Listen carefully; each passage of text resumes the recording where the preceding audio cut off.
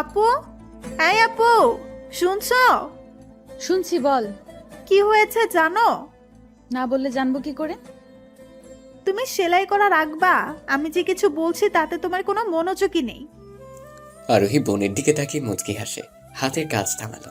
এক দৃষ্টিতে কতক্ষণ ছোট বোনটাকে দেখলো, মনে মনে ভাবলো, সোনিয়া আসলেই খুব সুন্দর। আমার বোনটা পুরাই পরীর মতো হয়েছে। অবশ্য মাও তো কত সুন্দর, কিন্তু আমি এই আপু, কি ভাবো? একটা কথা বলতে আসছিলাম আমি। কই না তো, কিছু না। বল, কি বলবি? এই যে কাজ রাখলাম। আব্বা তোমার জন্য ছেলে দেখছে জানো? আজ দেখতে আসবে তোমাকে। ছেলে নাকি হেব্বি সুন্দর জানো? আবার আমি কতবার বারণ করেছি আব্বাকে। আব্বা কেন এমন করছে? আমি বিয়ে করব না। বিয়ে করবি না তো কি তোকে ঘরে খুঁটি দিব?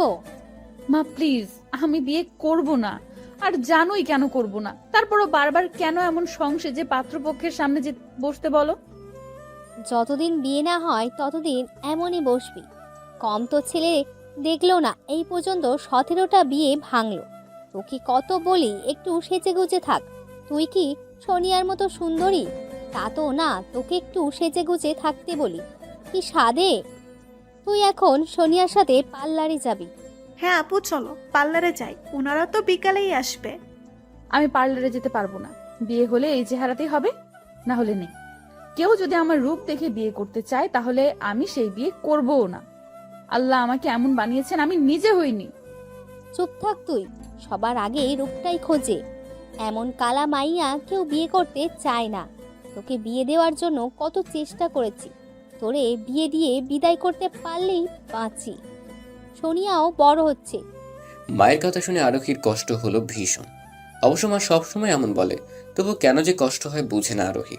আরোহী মায়ের দিকে চেয়ে হেসে বলল, তোমরা বরং সোনিয়াকেই বিয়ে দাও। আমি তো বারণ করছি না। আর আজ যারা দেখতে আসবে তাদের এমনিতেই আমাকে পছন্দ হবে না। তার চেয়ে বরং সোনিয়াকে দেখাও। ও সুন্দর, দেখলেই পছন্দ হবে। শুনলাম ছেলেও নাকি সুন্দর আছে, তাই বলছি সোনিয়াকে দেখাও। মারবো এক চর। বড় বোনকে রেখে ছোট বোনকে কেউ বিয়ে দেয়? কি বলবে সবাই? এত কথা শুনতে চাই না। যা বলছি তা কর। সোনিয়ার সাথে পার্লারে যা। ছোট বোনকে দেখেও তো শিখতে পারিস কিছু।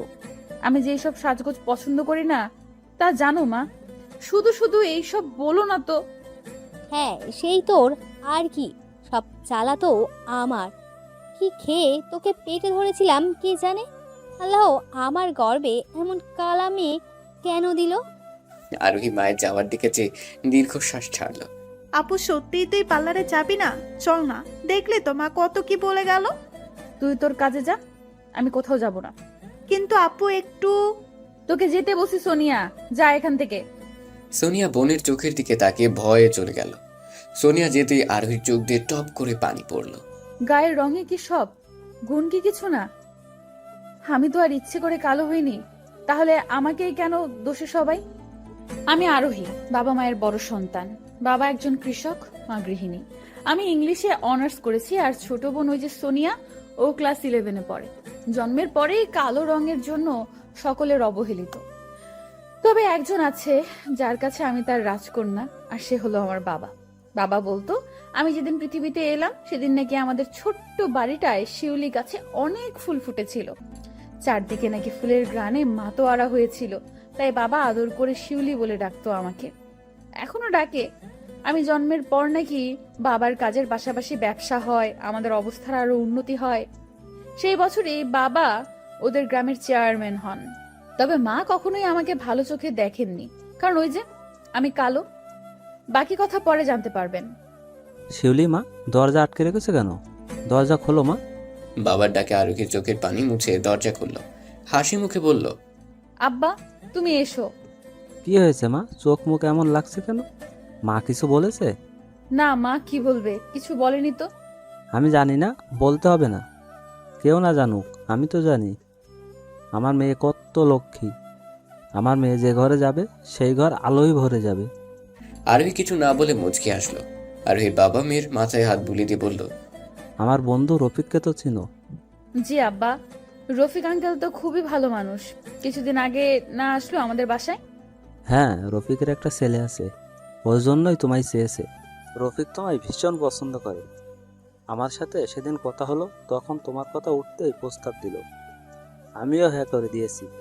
এখন তুমি কি বলো? তোমার মত না নিয়েই হ্যাঁ করে দিয়েছি। তুমি কিছু মনে করো না। এইভাবে বলো না আব্বা। তুমি তো জানো আমি কেন বিয়ে করতে চাই না। আর রফিক আঙ্কেলের ছেলেরও তো একটা মত আছে, সে কি আমায় পছন্দ করবে? ওইসব নিয়ে ভেবো না। রফিক তো আর এমনি এমনি বলিনি। ওর কাছে তোমায় দিলে আমিও নিশ্চিন্তে থাকবো। রফিক তোমায় নিজের মেয়ের মতোই দেখবে। জানো তো, ওর কোনো মেয়ে নেই, একটাই ছেলে। জি আব্বা, আপনি যা ভালো বোঝেন। আমার লক্ষ্মী মা। সন্ধ্যায় ওরা আসবে। এমনও হতে পারে আজকেই বিয়ে করে নিয়ে যেতে পারে। তুমি তৈরি থেকো। আরোহী চুপ করে শুনল। আরোহীর বাবা মেয়ের মাথায় হাত বুলিয়ে দিতে ছেলে যেতে উদ্যত হলো, তখন আরোহী ডাকলো। আব্বা, হ্যাঁ মা, বলো। ছেলের সাথে একটু কথা বলে দেখো, তার মত ছাড়া এই বিয়ে হবে না আব্বা। তুমি ভেবো না আম্মা। আরোহী হাসলো। আরোহী বাবার হেসে চলে গেল। ওরা যখন তখন এসে পড়বে, কত জোগাড় বাকি। ওদিকে বাবা, আমি ওই কালো মেয়েকে বিয়ে করতে পারবো না। মৃদুল, মুখে মুখে কথা বলবে না। আরোহী কত ভালো মেয়ে জানো তুমি? গায়ের রং দিয়ে কি ভেবে পানি খাবে? বাবা, বিয়েটা আমি করব, সারা জীবন আমি থাকবো। আমার একটা পছন্দ অপছন্দের ব্যাপার আছে। হ্যাঁ, সে তো তোমার পছন্দ, তো ওই উচ্ছৃঙ্খল মেয়ে নীলা। একটা কথা শুনে রাখো, বিয়ে তোমাকে আরোহীকেই করতে হবে। এটাই আমার শেষ কথা। তুমি আমাকে জোর করতে পারো না বাবা। আমার জীবন সঙ্গী আমি ঠিক করব, তুমি না। মৃদুল, আপনি একটু শান্ত হন। এভাবে উত্তেজিত হবেন না, শরীর খারাপ করবে আপনার। তোমার ছেলেকে বোঝাও, ওর বিয়ে আরোহীর সাথেই হবে। না হয় আমার সম্পত্তি এক অংশও পাবে না ও। আমি বুঝাচ্ছি ওকে, আপনি ঘরে যান। বুঝিয়ে তৈরি হতে বলো, ও বাসায় যাবো আমরা। মা, আমি এই কালো মেয়েকে বিয়ে করব না, কিছুতেই না। দেখ বাবা, মেয়েটা খুব ভালো, গায়ের রংটা শুধু কালো। তুই ওকে ভালো করে দেখিস, ওর মধ্যে কত মায়া, আর অনেক গুণীও। সে যাই হোক, তাও আমি বিয়ে করব না। আমার বন্ধু মহলে একটা ইমেজ আছে মা। আর তাছাড়া আমি লিমাকে ভালোবাসি। বিয়ে করলে ওকেই করব। লিমাকে তোর বাবা কখনোই মেনে নেবে না, আর তোর বাবা তোর ভালোই চায়। মৃদুল, তুই আর জেদ করিস না বাবা, বাবার কথা মেনে নে। মানুষটা কথা দিয়েছে, তুই তো জানিস তোর বাবা কখনো কথার খেলাপ করে না।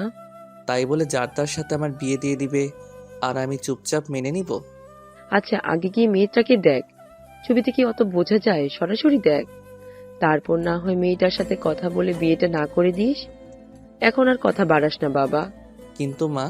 কোনো কিন্তু নয়, চুপচাপ রেডি হয়ে নে এখন। মৃদুলের মা চলে যেতেই ঠাস করে দরজা আটকে বসে রইল মৃদুল। আরোহীর ছবিটার দিকে এক নজর তাকিয়ে বলল, আমি এই মেয়েকে কোনো মতেই বিয়ে করব না। ইস, দেখলেই বমি পাচ্ছে। এত কালো কেউ হয়? আমি বিদেশ থেকে ইঞ্জিনিয়ারিং পড়ে এসেছি কি এই কালো মেয়েকে বিয়ে করার জন্য? লিমা কত সুন্দরী, কত স্মার্ট, আর বাবা কিনা এই বিশ্রী দেখতে মেয়েটার সাথে আমার বিয়ে দিতে চাইছে। এরে বিয়ে করলে আমি মুখ দেখতেই পারবো না। না না, একে আমি কিছুতেই বিয়ে করব না। বাবা যাই বলো, খুব শখ হয়েছে না তোমার বিয়ে করাচ্ছি বিয়ে আমাকে। মৃদুলের নিজের মনের কথা বলার মধ্যেই ফোন বেজে উঠল।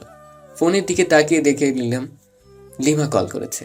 ফোন রিসিভ করতেই, মৃদুল ডার্লিং, তোমায় কত করে কল দিচ্ছি, ধরছো না কেন? আমি খেয়াল করিনি লিমা। কি হয়েছে জান তোমার? এভাবে কথা বলছো কেন? কিছু হয়নি, তুমি কি কিছু বলবে? কিছু একটা যে হয়েছে তা বেশ বুঝতে পারছি, বলো আমাকে। মৃদুল অনিচ্ছা সত্ত্বেও সব খুলে বলল। তা শুনে লিমা বলল, কি বলছোটা কি এসব ডার্লিং? তুমি এমন করতে পারো না। আমার কি হবে? লিমা, কান্না করো না তো। আমার মন মেজাজ এমনিতেই ভালো নেই। তুমি কি সত্যি ওই মেয়েকে বিয়ে করবে ডার্লিং? তোমার কি এটা মনে হয় এই কালো মেয়েকে বিয়ে করবো আমি মৃদুল? তাহলে কি করবে এখন? আঙ্কেলকে কি বলবে? তুমি কিন্তু একদমই বিয়ে করবে না মৃদুল। আমি তোমায় ভালোবাসি। আমিও তোমায় ভালোবাসি লিমা। তুমি ভেবো না এই বিয়ে হবে না। আমার উপর তোমার বিশ্বাস নেই নাকি? তোমায় আমি নিজের থেকেও বেশি বিশ্বাস করি জান। মৃদুল মুচকি হাসলো। লিমার সাথে টুকটাক কথা বলে রেখে দিল। মৃদুল কল রাখতেই, যার শালা, কি হলো এটা? মৃদুল সত্যি সত্যিই যদি বিয়ে করে নেয়, তখন আমার সোনার ডিম পাড়া হাঁসটা এভাবে ফসকে যেতে পারে না। অবশ্য মৃদুলের ওপর বিশ্বাস আছে, এই বিয়ে করবে না। আর করলেই কি, আমি কি আর ওকে ভালোবাসি নাকি? একবার আমার প্রপার্টি পাই, তারপর আমাকে আর পাই কে? লিমা শয়তানি হাসি দিয়ে ওর আর এক বয়ফ্রেন্ডকে কল করলো। ফোন রিসিভ করতেই বলল, এই জান, তুমি কল দিয়েছিলে?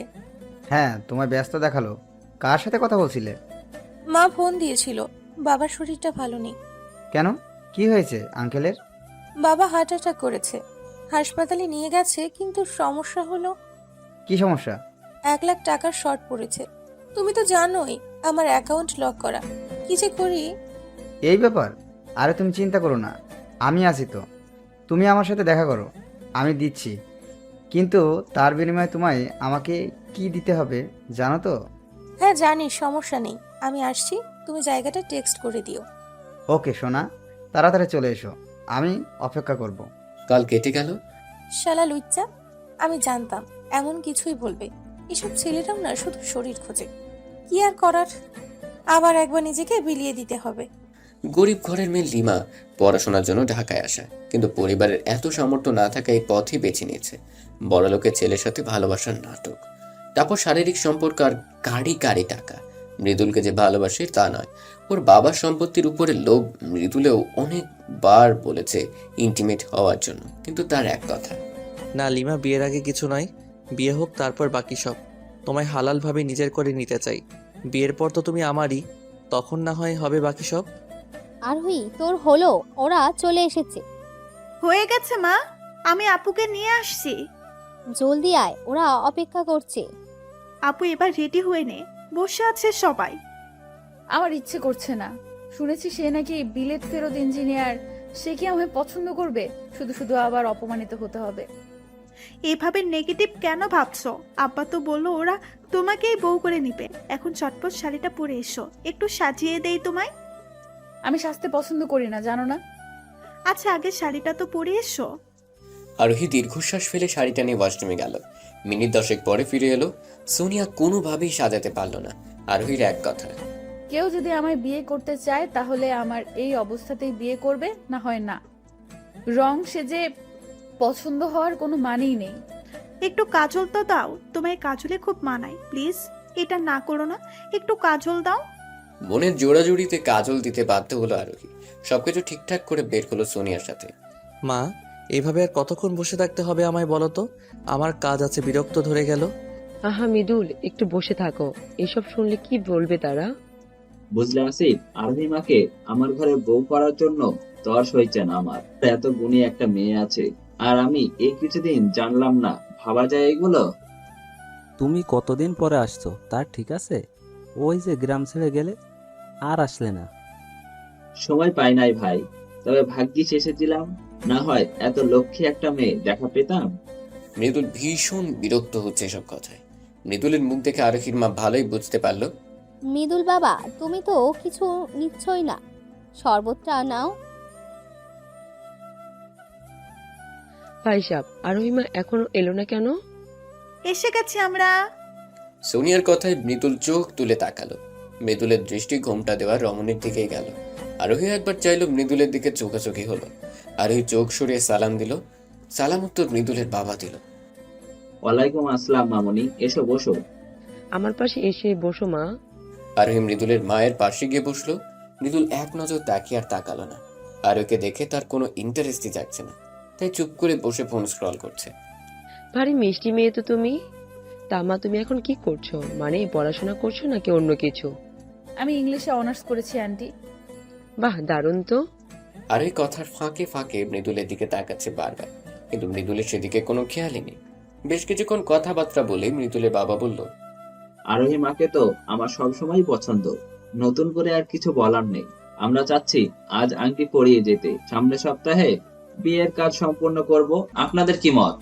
তুমি যা ভালো মনে করো, আমাদের অমতের কিছু নেই। বাবার কথা শুনে মৃদুল যেন আকাশ থেকে পড়লো। বাবার দিকে তাকাতে কড়া চোখে চাইলো।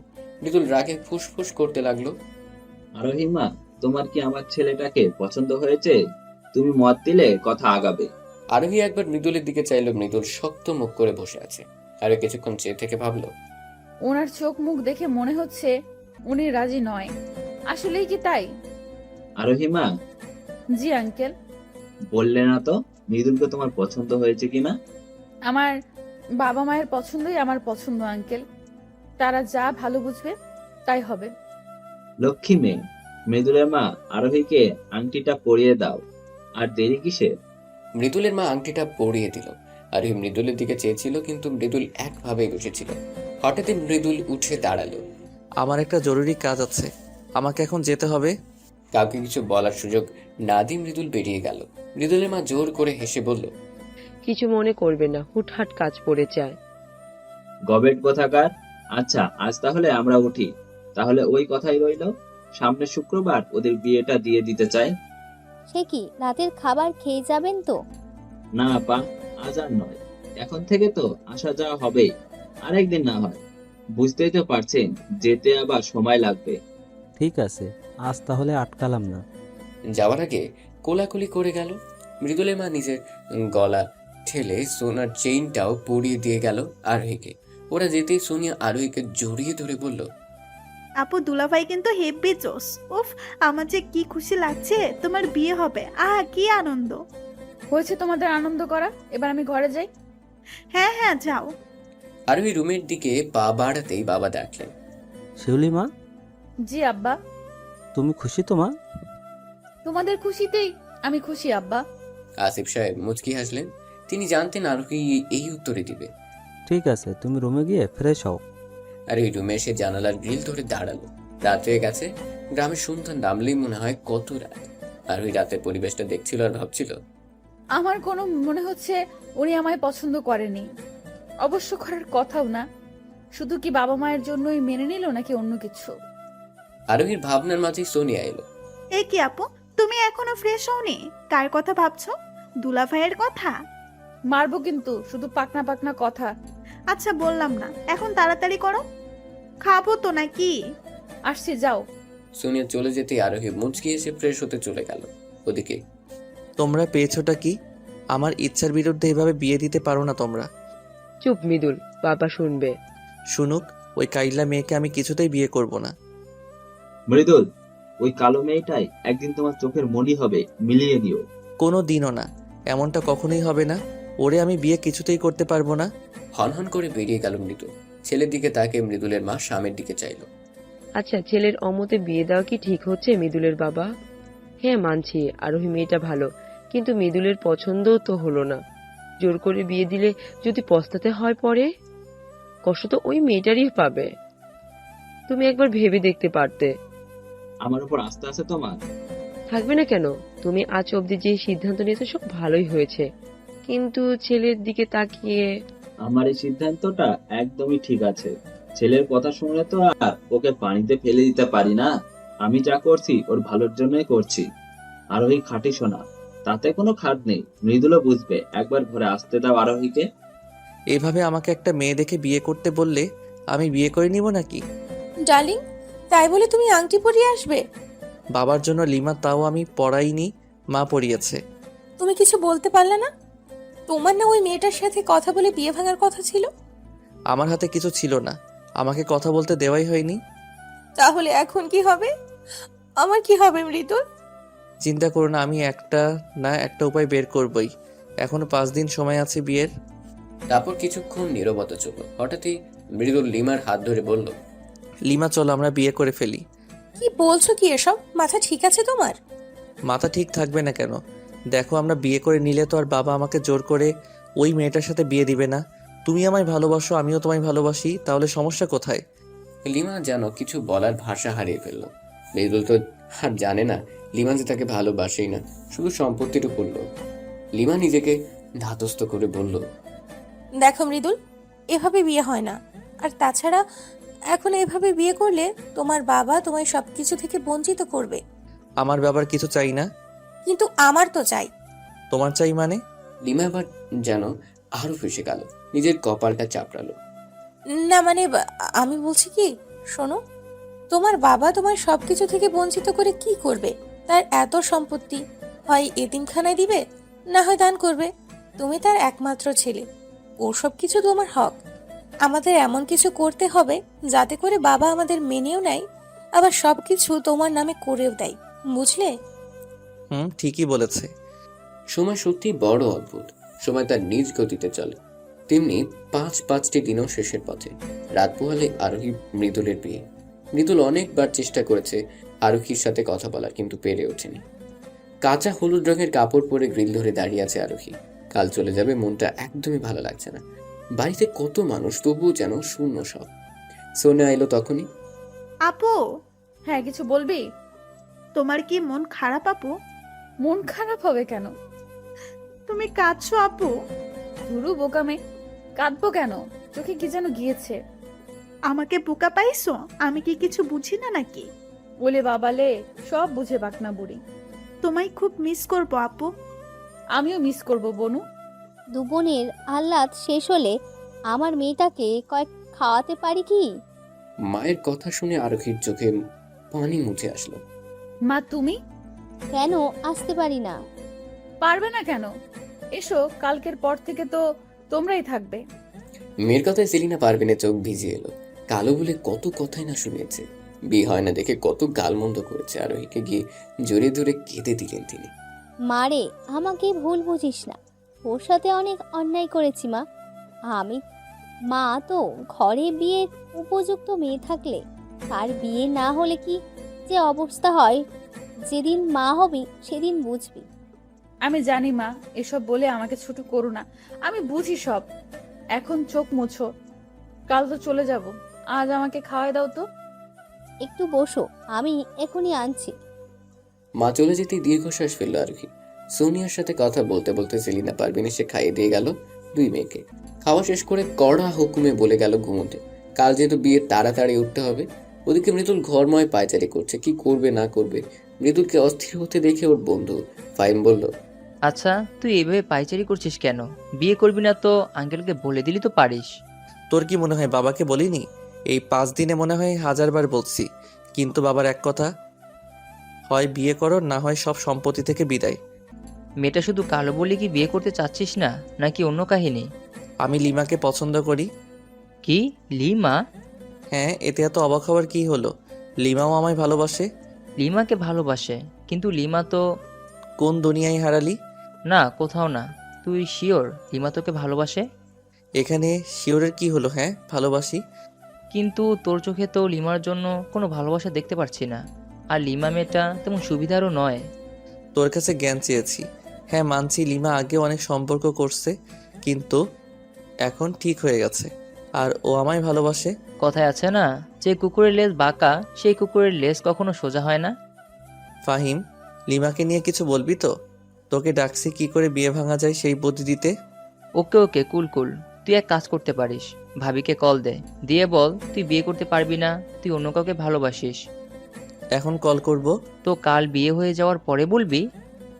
না, আচ্ছা কল করি তাহলে। হ্যাঁ, কর। অনেক ভেবেচিন্তে নিজেকে ধাতস্থ করে মৃদুল আরোহীকে কল করলো।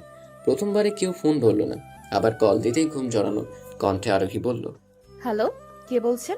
আরোহীর গলার স্বর শুনে কেন জানি কলিজায় লাগলো মৃদুলের। এত মিষ্টি গলা। কিছুক্ষণের জন্য চুপ হয়ে গেল। ওদিকে আরোহী, আরে কে আপনি? কথা বলছেন না কেন? আমি মৃদুল। মৃদুলের নাম শুনে জমে গেল আরোহী। এত রাতে মৃদুল কিছু কি হলো নাকি? ব্যস্ত হয়ে আরোহী বলল, এত রাতে আপনি, কোনো সমস্যা হয়েছে? সবাই ঠিক আছে তো? সবাই ঠিক আছে। আসলে হয়েছে কি? মৃদুল ঢোক গিলল, কি করে বলবে বুঝতে পারছে না। জি, কি হয়েছে বলুন। আমি তোমায় বিয়ে করতে পারবো না আরোহী। কি বললেন? হ্যালো হ্যালো, শুনতে পাও না নাকি? কিছু শোনা যাচ্ছে না, নেটওয়ার্কের সমস্যা। কাল কথা হবে, এখন রাখি। টু টু টু কল কেটে গেল। মৃদুল ফোনটা ছুঁড়ে মেরে বলল, ড্যামিট, এখনই নেট সমস্যা হতে হলো। কিরে বললি? ও কি কিছু বললো? শুনতেই পারো না, মেজাজ গরম হচ্ছে। আচ্ছা ছাড়, কাল বলিস, বিয়ে তো আর এখন হয়ে যায়নি। আরে তুই বুঝতে পারছিস না কাল কিভাবে বলবো? কাল বিয়ের সুযোগ হবে কি করে? তাহলে আর কি, বিয়ে করে নিবি। মজা নিস তুই আমার সাথে, ইডিয়েট। না না, মোটেই না, সে সাধ্য কি আর আমার আছে? মৃদুল বিরক্ত নিয়ে তাকালো ফাইমের দিকে। ফাইম মুখ চেপে হেসে ধপাস করে শুয়ে পড়ল। এখন সে ঘুমোবে। মৃদুলও নানা চিন্তা ভাবনা করতে করতে ঘুমিয়ে গেল। শরীর তো আর এত কিছু বুঝবে না, ঘুমোতে হবেই। পরদিন সকালে, আরোহী ওঠ, এখন বেলা হলো। মায়ের ডাকে আরোহীর ঘুম ভাঙলো। ফ্রেশ হয়ে খেয়ে নিল। বিয়ে বাড়ি তোড়জোড় শুরু হয়ে গেছে। দেখতে দেখতে দুপুর গড়ি বিকেল হলো। বরপক্ষ চলেও এসেছে। আরোহী বউ সেজে বসে আছে, লাল টুকটুকে শাড়ি, আর তার শরীরে মুখে কোনো সাজ নেই বললেই চলে। শুধু বড় বড় চোখ দুটোয় গাঢ় কাজল টানা চোখে হালকা লিপস্টিক। আর মৃদুল সে তো পুরোই নায়ক। যে দেখছে সেই বলছে এত সুন্দর ছেলে আরোহীর ভাগ্যে জুটলো। বাবা, তোমার সাথে আমার কথা আছে। শুনবো, বিয়ে শেষ হোক তারপর। জনাব আরিফ কড়া চোখে তাকালেন ছেলের দিকে। সেদিকে মৃদুল পাতলা দিল বলে মনে হলো না। আবার কিছু বলতে যাবে তার আগে আরিফ সাহেব হাত তুলে চুপ করতে বললেন। আমি জানি তুমি কি বলবে, আর তোমার সেই কথা শুনতেও চাচ্ছি না। দেখতে পারছো না কত আয়োজন, এর মধ্যে এমন কিছু করবে না যাতে আমার মাথা ছোট হয়। অনেক স্বপ্ন নিয়ে বসে থাকা মেয়েটা বেইজ্জত হয়। আশা করব বুঝতে পেরেছো। মৃদুল আর কি বলবে? এরই মধ্যে হুজুর সাহেব বিয়ে পড়ানোর কাজ শুরু করে দিয়েছেন। অবশেষে বিয়েটা হলো, যদিও মৃদুল অনেক কষ্ট করে কবুল বলেছে। কোনে বিদায়ের সময় আরোহীর কি কান্না, সাথে বাকিরা। মৃদুল আরোহী কান্না দেখে মনে মনে বলল, আমাকে বিয়ে করে কি যে ভুল করেছো তার মাসুল তোমায় দিতে হবে। তোমার চোখের পানি পড়ার দিন শুরু হলো। এমন বিশ্রী চেহারা নিয়ে আমাকে বিয়ে করার স্বাদ তোমায় বোঝাবো হারে হারে। ফুলে সজ্জিত খাটে বসে আছে আরোহী, মাথায় ইহা বড় ঘোমটা। কাদার কারণে কাজল লেপটে আরো বাজে লাগছে। ওদিকে মৃদুলের আসার কোনো খবরই নেই। অবশেষে মৃদুল এলো রাত 12টায়। মৃদুল আসতেই আরোহী নেমে সালাম করতে গেল। অমনি সরো। স্বামীকে সালাম করতে হয়, এটাই তো নিয়ম। কে তোমার স্বামী? আরোহী হা করে যে রইল। কে আমার স্বামী আপনি জানেন না? না, জানি না। যদি বলো আমি তোমার স্বামী, তাহলে বলবো আমি কারো স্বামী না। কি বলছেন এসব? মাথা ঠিক আছে? মাথা ঠিকই আছে। তুমি ভাবলে কি করে তোমার মতো পেতনিকে আমি আমার বউ হিসেবে মানবো? আরোহী যেন ঝাটকা খেল, চোখ দিয়ে পানি পড়তে লাগলো। এখন কেন বলছেন? আগে বলেননি কেন? সব বাবার জন্য। বাবার জন্যই আমার জীবনটা নষ্ট হলো। আপনি কি চাচ্ছেন তাহলে? ডিভোর্স। ডিভোর্স? ডিভোর্স কথাটা যেন বুকে লাগলো আরোহীর। নিজের ভাগ্যের উপর তাচ্ছিলের হাসি আসলো। চোখ মুছে বলল, যদি আমি ডিভোর্স না দেই? মৃদুলের মেজাজ খারাপ হলো। তুই দিবি, তোমার ঘাড় সহ দিবে। তোর সাথে এক ঘরে বসবাস করা অসম্ভব। আরোহীর চোখ আবার ভিজে এলো। নিজেকে শান্ত করে বলল, ঠিক আছে, আমি ডিভোর্স দিব, আপনি ব্যবস্থা করুন। কিন্তু আমার একটা শর্ত আছে। কি শর্ত? ডিভোর্স পেপার রেডি থাকবে, তবে যতদিন সময় লাগবে ততদিন যদি মনে হয় আপনি আমায় ভালোবাসেন তবে আর ডিভোর্স হবে না। তোকে ভালোবাসবো আমি মৃদুল? তোর থেকে কত সুন্দরী সুন্দরী মেয়েরা আমার পিছে ঘুরে। আচ্ছা যা, মেনে নিলাম তোর কথা। আর একটা কথা, আপনার কাছে একটাই অনুরোধ, এই কথা আপনি আর আমি ছাড়া যেন কেউ না জানে। বাবা জানলে সহ্য করতে পারবে না। কেউ জানবে না। ঠিক আছে, এখন ঘুমান তাহলে। তোর সাথে এক খাটে থাকতে পারবো না, নিচে ঘুমা তুই। আরোহী মুচকে হেসে বলল। ঠিক আছে। আরোহী নিচে বিছানা করে উল্টো দিক ফিরে শুয়ে রইল। চোখ দিয়ে অনবরত পানি পড়ছে, বারবার আঁচল দিয়ে মুছছে। এতটা দুর্ভাগ্য আমার কেন হলো আল্লাহ? কেন একটু সুন্দর বানালে না? কোন বউ বিয়ের প্রথম রাতেই স্বামীর মুখে এমন কথা শুনেছে? কাঁদতে কাঁদতে একটা সময় ঘুমিয়ে গেল আরোহী। সকালে শাশুড়ির ডাকে ঘুম ভাঙলো। চটজলদি গোসল সেরে এসে বের হলো। ঘুমন্ত স্বামীর দিকে যে চোখ ভিজে এলো। আবার চোখ মুছে হালকা হেসে বের হলো। মা বলুন কি করতে হবে? কিছু করতে হবে না, আমার পাশে বসে থাকো। কি সুন্দর লাগছে তোমায়। মন রাখতে কেন বলছেন মা? মৃদুলের মায়ের হাত থেকে গেল, তাকিয়ে রইল আরোহীর দিকে। না মা, তুমি ভুল ভাবছো। মৃদুল কি তোমায় কিছু বলেছে? না মা, সে কি বলবে? আমিই বললাম। থাক, আর কিছু বলতে হবে না। আমি আমার ছেলেকে জানি, ও যে কেন এমন হলো। থাক না মা। আচ্ছা থাকলো, তবে আমার ছেলেটা কিন্তু খারাপ না। তুমি একটু সামলে নিও। ওদের কথার মাঝে মৃদুল এলো। মা, ক্ষুধা লাগছে, খেতে কি দিবে? বস, আরোহী মা, ওকে খেতে দাও। যার তার হাতের খাবার আমি খাই না মা, জানো না? তুমি দিলে দাও, না হয় উঠলাম। এসব কেমন কথা মৃদুল? নতুন বউয়ের সাথে কেউ এভাবে কথা বলে? মা থাক, আপনি খবরটা দেন, আমি এদিকে দেখছি। মৃদুলের মা দীর্ঘশ্বাস ছেড়ে খাবার বাড়তে লাগলেন। এভাবে চলছিল দিন। মৃদুলের মধ্যে কোনো পরিবর্তন দেখে না আরোহী। হ্যাঁ, তবে আরোহীকে দিয়ে কাজ করাতে ভুলে না। আরোহী রান্নার জোগাড় করছিল, তখনই মৃদুল এলো। আরোহী, রুমে আসুন তো, দরকার আছে। কি দরকার? রুমে আসুন, তারপর বলছি। যাও, দেখো কি বলে। আরোহী হাতে কাজ রেখে রুমে গেল। জি বলুন। আমাদের ডিভোর্স পেপার রেডি, কাল দিয়ে দিবে, সাইন করে দিবেন। সরি। সরি মানে? আমি ডিভোর্স দিতে পারবো। কেন? মৃদুল যেন অবাকের শেষ সীমানায় পৌঁছল। আরোহীকে কিছু বলতে যাবে তার আগেই ফোন বাজলো। মৃদু, কই তুই? তাড়াতাড়ি আয়, তোকে একটা জিনিস দেখানোর আছে। আসছি, 5 মিনিট। ফাইমের কল কেটে আরোহীর দিকে তাকালো। আরোহী তাকিয়েছিল। রেখে যাচ্ছি, আমি সাইন করেছি, তুমিও করে দিবে। আরোহীকে ধমক দিয়ে মৃদুল বের হয়ে গেল। আরোহী মৃদুলের যাওয়ার পানে তাকে নিঃশব্দে কেটে ফেলল। হ্যাঁ, মৃদুল সত্যিই সাইন করে দিয়েছে, কিন্তু আরোহী করলো না। আমি ডিভোর্স দিব না। তুমি জানবে আমিও সাইন করেছি, কিন্তু তা আমি করব না। বিয়ে একবারই হয়, বারবার না। কথাগুলো বলতে বলতে পেটে হাত রাখলো। নিজের মধ্যে ছোট প্রাণটার দুর্ভাগ্য দেখে আফসোস হতে লাগলো। মনে পড়লে 1 মাস আগের কথা। মৃদুল সেদিন ড্রাঙ্ক অবস্থায় বাড়িতে ফিরল। মৃদুলকে দেখে আরোহী বলল, আপনি এসব কি খেয়েছেন? বাবা মা আপনার এত অধপতনের খবর জানে? মৃদুল রেগে গেল। আরোহীর গাল চেয়ে ধরল। ব্যথায় কুকড়িয়ে গেল আরোহী। আর লাগছে, ছাড়ুন। লাগুক, এই কথা যদি কারো কানে চাই মেরে ফেলবো তোকে। সেদিনই জোর করে ইন্টিমেট হয় ওরা, যদিও আরোহী রাজি ছিল না, কিন্তু মৃদুলের শক্তির কাছে পেরে ওঠেনি। মধ্যরাতে যখন মৃদুল গভীর ঘুমে তলিয়ে, আরোহী তখন কেঁদে বালিশ ভিজে। আপনি যদি মেনে নিয়ে সব করতেন তাহলে বোধহয় আমার থেকে খুশি আর কেউ হতো না। সকাল হতে আপনার মনেও থাকবে না জানি, কিন্তু এই রাতটা আমার কাছে স্মরণীয় হয়ে থাকবে আজীবনের জন্য। সত্যি সকালে মৃদুলের কিছু মনে ছিল না। সেদিনের পর থেকে আরোহী নিজের মধ্যে পরিবর্তন লক্ষ্য করলো। শাশুড়িকে বলতে বিচক্ষণ মস্তিষ্ক কিছু একটা ভেবে হাসপাতালে নিয়ে গেল, যার ফলস্বরূপ রেজাল্ট পজিটিভ এলো। তবে আরোহী শাশুড়িকে নিষেধ করেছিল কাউকে বলতে। এত বড় খুশির খবর চেপে যাবো, এটা অন্যায় আরোহী। আম্মা, আপনাকে আমি কিভাবে বলি এমন লজ্জার কথা? কি হয়েছে মা? আপনার ছেলে শুনলে রেগে যাবে, অস্বীকার করবে এটা তার সন্তান। মৃদুলের মায়ের ভ্রু কুঁচকে গেল। সন্তান অস্বীকার করার মতো কিছু কি? নিজের সন্তানের অস্বীকার করবে কেন? তোমাদের মাঝে সব ঠিক আছে তো? আরোহী না পেরে কেঁদে যতটুকু বলা যায় বলে দিল। মৃদুলের মাও অবাক হলেন। তিনি আরো ভেবেছেন ওরা ভালো আছে, সুখে আছে, কিন্তু আসলেই তার উল্টো। ছেলের উপর ভীষণ রাগ হলো তার। আরোহীর মাথায় হাত রেখে বললেন, তুমি কিন্তু ভুলেও ডিভোর্স দিবে না।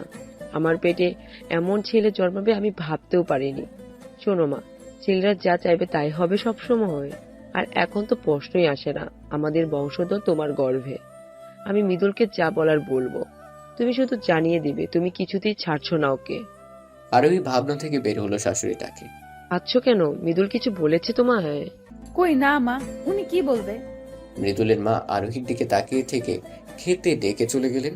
আরোহীর মুখে চোখে পিছু পিছু চলল। ওদিকে মৃদুল, কি হয়েছে, এত আর্জেন্ট ডাকলি কেন? ফাইমের চোখ মুখে রাগ, দাঁতে দাঁত চেপে বলল, তুই লিমাকে কি সত্যি ভালোবাসিস? এটা কেমন কথা? ওকে ভালোবাসি বলেই তো ওই কালীকে ডিভোর্স দিয়েছি। যদিও সাইন করছে কিনা জানি না, তবে যা টর্চার করছি করে দিবে। ফাইম হা করে চেয়ে রইল। ধ্যান ভাঙতে মৃদুলের হাত ধরে টেনে নিয়ে গেল এক আবাসিক হোটেলে। মৃদুল কপাল কুঁচকে বলল, এখানে আনলি কেন? চুপচাপায়। হোটেল ম্যানেজারকে কিছু ঘুষ দিয়ে সিসিটিভি ফুটেজ দেখাতে বলল কিছুক্ষণ আগের। মৃদুল শুধু ফাহিমাকে কাজ দেখছে। স্ক্রিনে তাকা। স্ক্রিনে তাকাতেই মৃদুলের চোখ কপালে উঠে গেল। লিমা একটা ছেলের সাথে ক্লোজ হয়ে ভেতরে যাচ্ছে, একটা রুমও বুক করেছে। মৃদুল হালকা আওয়াজে বলল, হ্যাঁ লিমাই, আমি একটা কাজে যাচ্ছিলাম এখান দিয়েই, তখনই ওকে দেখলাম, তাই তোকে কল করলাম দেখানোর জন্য তুই কোন মেয়ের জন্য পাগল হয়ে কাকে ছাড়ছিস। মৃদুল আর দাঁড়ালো না, হন্তদন্ত হয়ে বেরিয়ে পড়লো। রাগে চোখ লাল হয়ে গেছে। ফাহিমা দৌড়ে বের হলো। মৃদুলকে নিয়ে পাশের এক রেস্টুরেন্টে ঢুকলো। 2 কাপ কফি অর্ডার দিয়ে কথা বলতে লাগলো। লিমা এটা কিভাবে পারলো? আমার শুরু থেকেই ওকে পছন্দ না। 2 দিন পর পর ছেলে বদলানোর স্বভাব আমি আগে জেনেছিলাম, কিন্তু তুই বিশ্বাস করবি কি না তাই বলিনি। এই জন্যই আজ তোকে দেখালাম। শোন, শুধু চেহারা সুন্দর হলেই সে সুন্দরী না, আসল সুন্দর তো তার চরিত্র। ভাবি হয়তো কালো, কিন্তু তার চরিত্রে কোনো ময়লা নেই। দুজনের মধ্যে আরো টুকটাক কথা হয়ে বের করতে নিল। তখনই মৃদুল বলল, কি করা উচিত এখন আমার? প্রথমত তুই লিমার সঙ্গে সব রকম যোগাযোগ বিচ্ছিন্ন করবি, অ্যান্ড তারপর ভাবির সাথে সবকিছু ঠিক করবি। ওটা আর সম্ভব নয়। এতক্ষণে বোধ হয় সেও ডিভোর্স দিয়ে চলে গেছে। স্বর্ণ খুঁজতে গিয়ে হীরা হারালি। যাই হোক, এখন বাসায় যা, দেখ কি অবস্থা। মৃদুল একরাশ মন খারাপ নিয়ে বাসার দিকে গেল। বেশ কিছু সময় পর পৌঁছে গেল, কিন্তু গিয়ে যা দেখলো তাতে মৃদুলের হাত পা কাঁপতে শুরু করল। কি হচ্ছে এখানে? সবাই একসাথে কেন? মৃদুলের কণ্ঠ শুনে সবাই ওর দিকে তাকালো। আরিফ সাহেব হেসে উঠে গিয়ে জড়িয়ে ধরলেন ছেলেকে। কনগ্রাচুলেশনস মাইশা, আমি বলেছিলাম না তুমি বুঝবে একদিন। আরিফ সাহেব ছড়ে যেতে সবাই ওদের অভিনন্দন জানাতে লাগলো। আরে হয়েছেটা কি বলবা তো? আর ওই কেঁপে উঠলো, সাথে সবাই অবাক হলো। মৃদুলের মা পরিস্থিতি স্বাভাবিক করার জন্য বলল, আহা মৃদুল আসতে, আসলে ও তো জানে না, তাই আমি বলছি কি হয়েছে। হ্যাঁ, বলে উদ্ধার করো আমায়। আমি বলছি দুলাভাই, আপনি বাবা হতে চলেছেন আর আমি খালামণি। মৃদুল চোখ বড় বড় করে তাকালো। আরোহীর দিকে চোখ পড়তেই আরোহী সরিয়ে নিল। মৃদুল রাগে হিতাহিত জ্ঞান ভুলে গেল। আরোহীর কাছে গিয়ে ঠাস করে থাপ্পড় মেরে দিল। হঠাৎ এমন কাজে সবাই বাকরুদ্ধ। আরিফ সাহেব বসা থেকে উঠে দাঁড়ালেন। ছেলের এমন কাজ আশা করেননি তিনি। অবাক হলো আরোহীর পরিবারও। মৃদুল সেদিকে পাত্তা না দিয়ে আরোহীকে বলল, এই বাচ্চা কার? আরোহী অবাক চোখে তাকালো মৃদুলের দিকে। আই সেইড এই বাচ্চার বাবাকে। কার সাথে গিয়ে? আর বলতে পারল না। মৃদুল তার আগেই গালে থাপ্পড় পড়ল। মৃদুল গালে হাত দিয়ে চোখ তুলে তাকাতেই বাবার রক্ত চোখে দেখতে পেল। তুমি কি বলছো এগুলো? কোন সাহসে ওর গায়ে হাত তুললে? বেশ করেছি। কান্নাকার বাচ্চা পেটে ধরছে, এখন আমার ঘাড়ে দোষ চাপাচ্ছে। এবার আরোহী মুখ খুলল। খবরদার, আমার বাচ্চা নিয়ে কোনো কথা নয়। এই বাচ্চার বাবা আপনি ছাড়া অন্য কেউ নয়। আমার বা আমার সন্তানকে নিয়ে কিছু বললে আমার চেয়ে খারাপ আর কেউ হবে না। মৃদুল কোনো কথা না বলে ধপধপ করে নিচের রুমে চলে গেল। আরোহী ধপ করে বসে পড়ল নিচে। আরোহীর বাবা মা এখনো হতভম্ব, তবে এটা বুঝতে পেরেছে তাদের মেয়ে সুখী নেই। আরোহীর বাবা মেয়ের সামনে এসে বসলেন, মাথায় হাত দিয়ে বললেন, মা, আব্বা, কেঁদো না মা। আমি ভুলছিলাম, আমাকে ক্ষমা করে দিও। আমি তোমায় সঠিক কারোর কাছে তুলে দিতে পারিনি। আরোহীর বাবা উঠে দাঁড়ালেন, মৃদুলের বাবার সামনে গিয়ে বললেন, ভাই, আমার মেয়েটা অনেক লক্ষ্মী। ভেবেছিলাম আমার মেয়ে তোমাদের কাছে ভালো থাকবে, কিন্তু যাই হোক, আমি আরোহীকে নিয়ে চলে যাব আজই সঙ্গে করে। এখানে থাকলে আমার মেয়ে বাঁচবে না। আমায় ক্ষমা করো বন্ধু, আমি নিজ দায়িত্বে আরোহীকে বউ করে এনেছি। আমার ছেলে এত অধঃপতনে যাবে কখনো ভাবতেই পারিনি। তোমাদের কাছে কঠিন সত্য লুকিয়েছি আমি। সত্য? কোন সত্য ভাইজান? আরোহী এবার জল ভরা চোখে চাইল। শ্বশুরমশাই কোনো সত্যের কথা বলছে।